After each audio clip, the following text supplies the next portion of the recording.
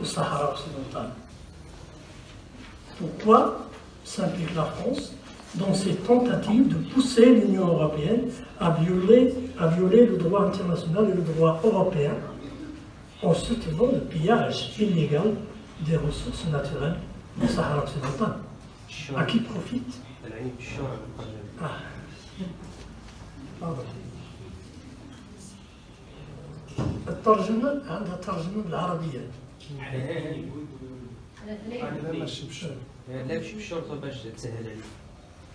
À qui profite réellement le pillage de ces richesses?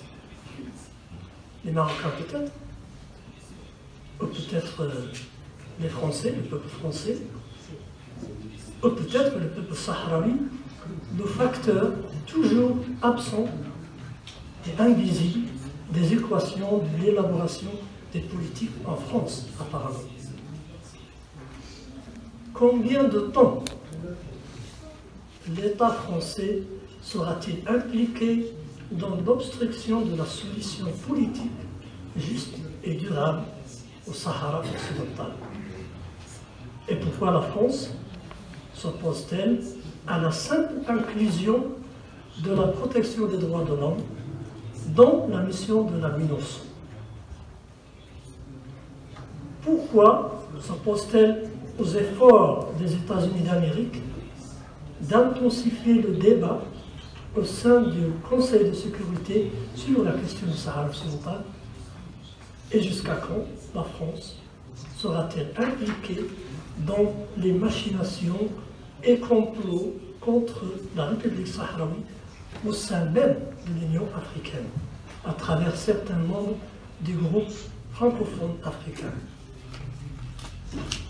Pourquoi n'adopte-t-elle pas des politiques plus équilibrées, respectant la légalité internationale, pour lier des relations fondées sur le respect et les intérêts mutuels avec tous les pays du Maghreb, plutôt que de poursuivre sa politique de privilège, la politique de privilège pour le Maroc, une politique qui a échoué pendant plus de 6 décennies.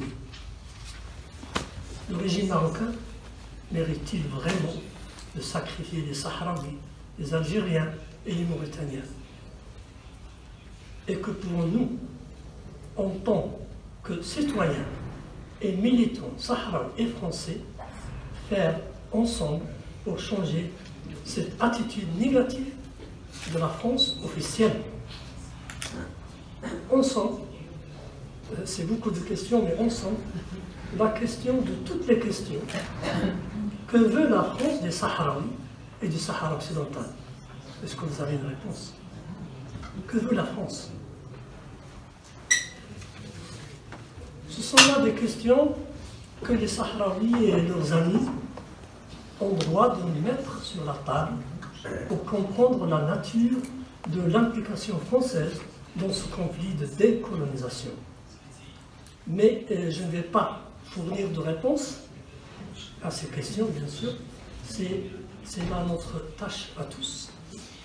Et nous avons besoin d'une réflexion collective plus profonde pour arriver à des réponses concrètes.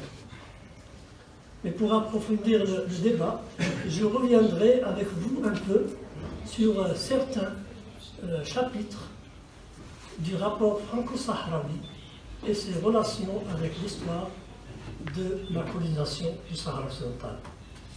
Comme vous le savez, les pays européens ont cherché depuis le VIe siècle, peut-être avant, à coloniser le monde, y compris la colonisation et la subordination des pays africains. C'est triste de le dire, mais il ne faut jamais oublier ce crime contre l'humanité, le crime de la colonisation.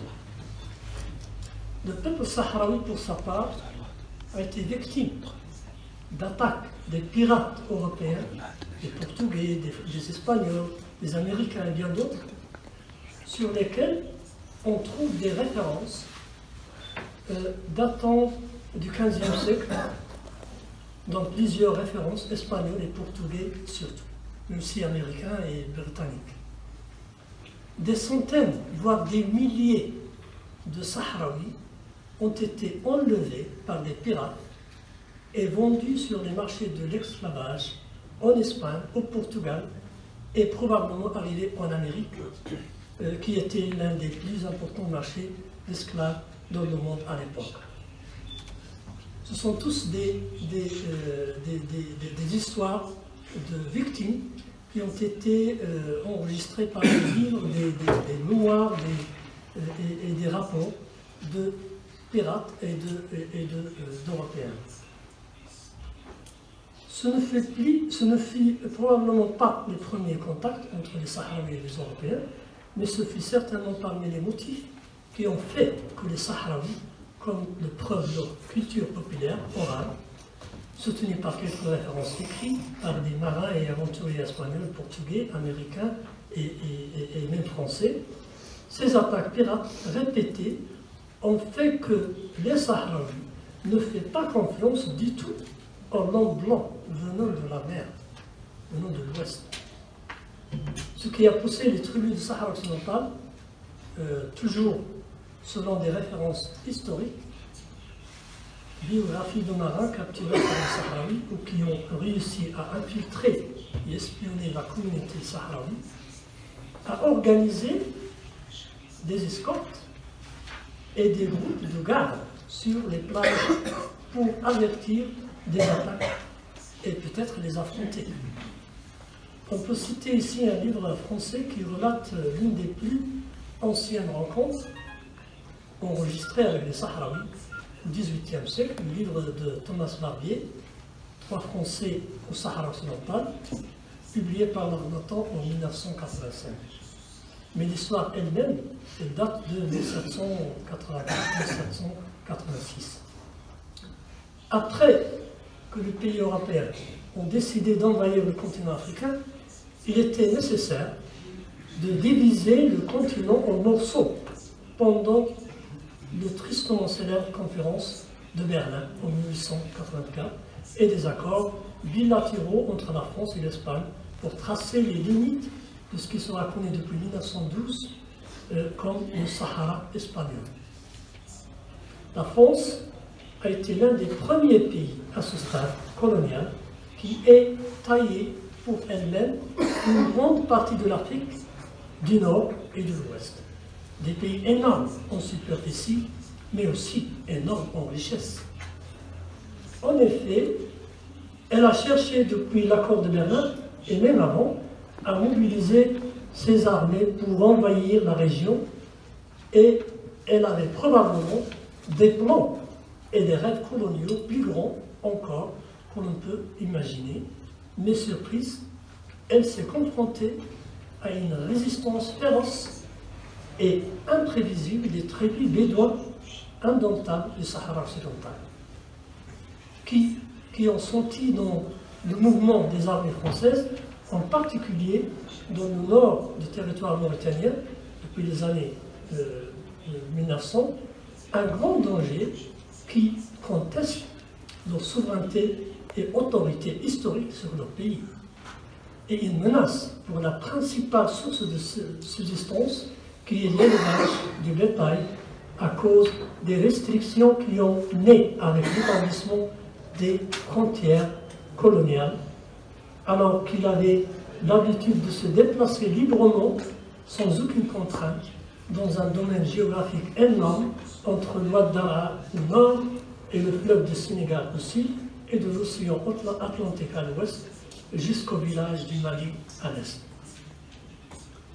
Les Sahraouis se sont retrouvés pris au piège entre les frontières créées par la France à une époque où l'Espagne cachait encore ses intentions coloniales et pénétrait sur les rives du Sahara occidental sous prétexte d'échanges commerciaux.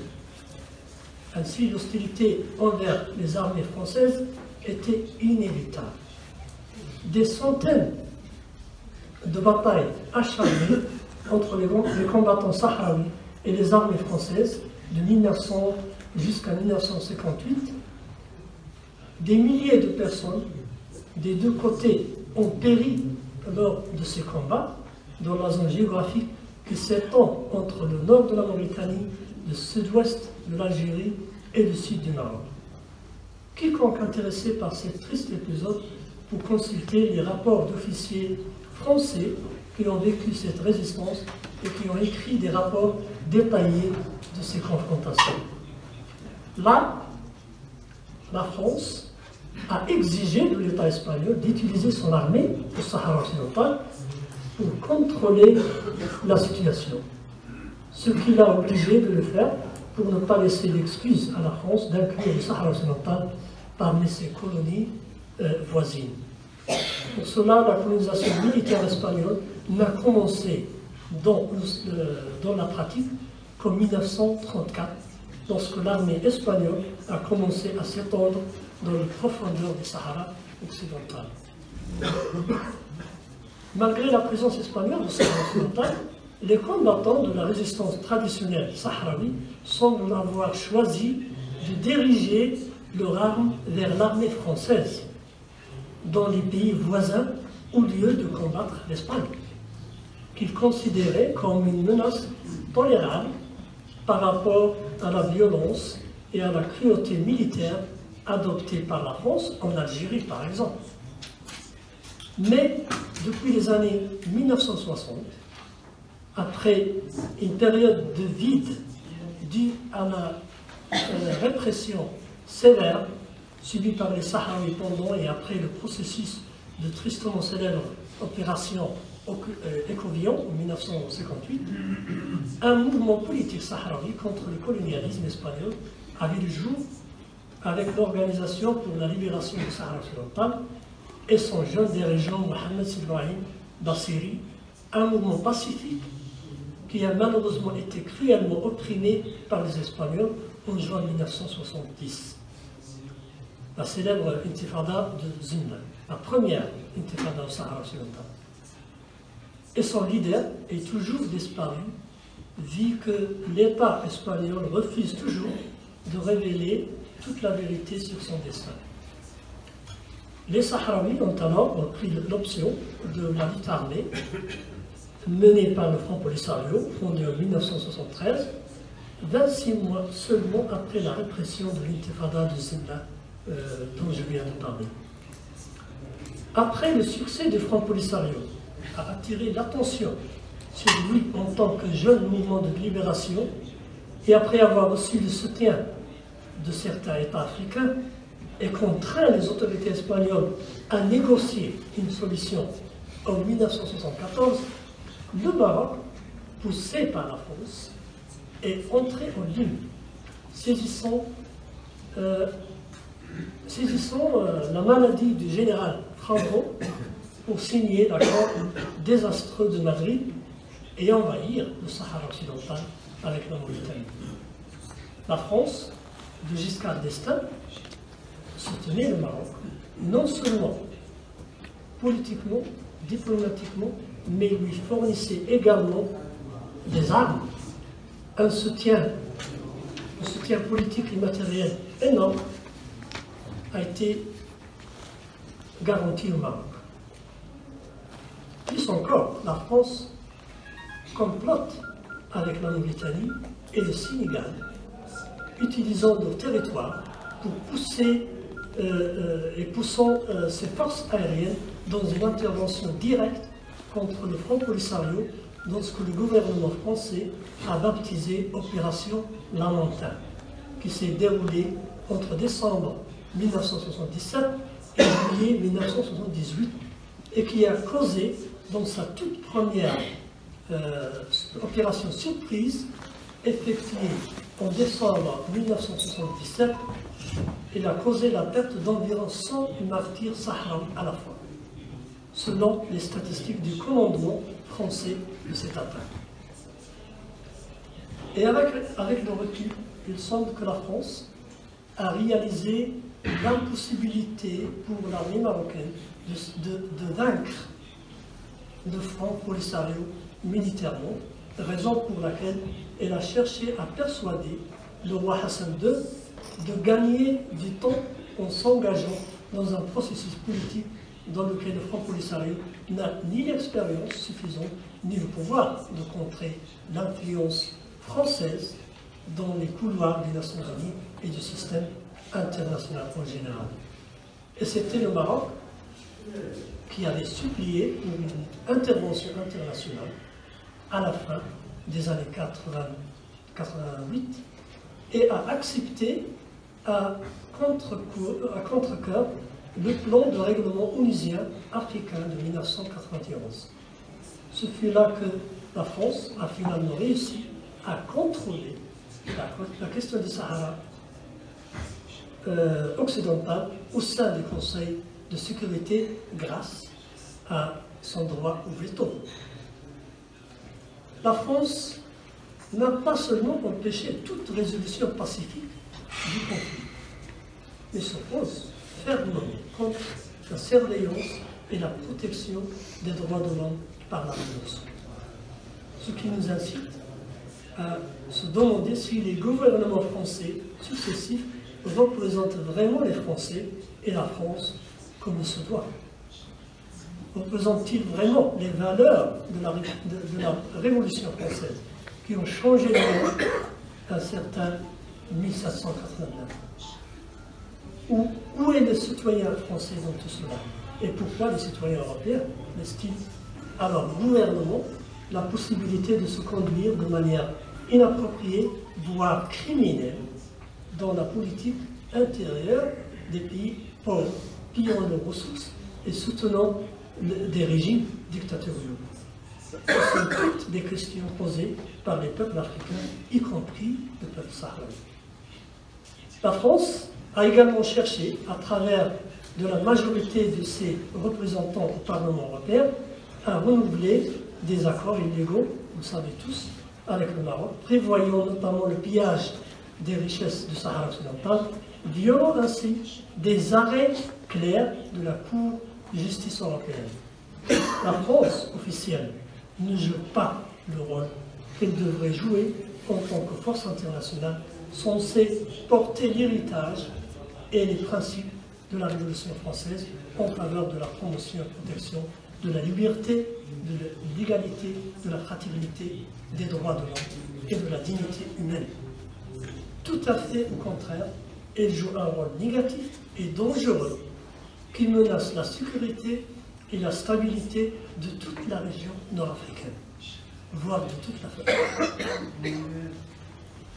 La politique étrangère française est responsable de la prise en otage de l'avenir de l'Afrique du Nord en raison de son choix de soutenir le régime expansionniste marocain et de son incapacité à accepter la véritable indépendance politique de l'Algérie après une révolution populaire violente qui a empêché tous les calculs et les rêves que la France avait peut-être dans ce pays. La politique étrangère de la France-Afrique, si vous voulez, est également très dangereuse et sa poursuite fera perdre à la France les derniers pays africains liés à Paris culturellement et politiquement. Par ailleurs, je ne peux pas manquer de rendre hommage. L'image n'est pas totalement noire, parce qu'on doit rendre hommage aux citoyennes et citoyens français et aux militants et militantes françaises de la solidarité qui ont été à côté des Sahraouis pendant toutes les occasions historiques et continuent de soutenir le droit à l'autodétermination et à l'indépendance.